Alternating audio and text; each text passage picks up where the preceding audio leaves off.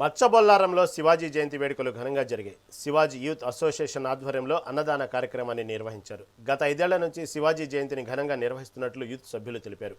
ప్రతి ఒక్కరూ సనాతన ధర్మాన్ని పరిరక్షించాలని పిలుపునిచ్చారు. అందరూ ఐకమత్యమైన సనాతన ధర్మాన్ని ఇలాగే కొనసాగించాలని సూచించారు.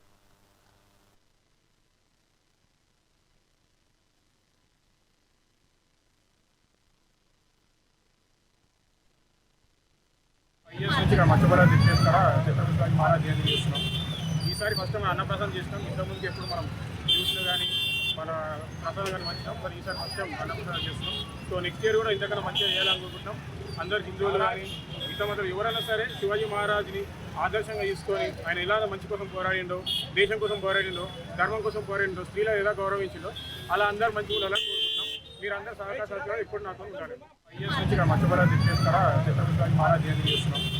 ఈసారి ఫస్ట్ మనం అన్నప్రసాదం చేసినాం. ఇంతకుముందు ఎప్పుడు మనం జ్యూస్లు కానీ మన ప్రసాదం కానీ మంచినాం, మరి ఈసారి ఫస్ట్ టైం అన్నప్రసాదం చేస్తున్నాం. స్కూల్ ద్వారా అన్నప్రసాదం కార్యక్రమం నిర్వహిస్తున్నాం.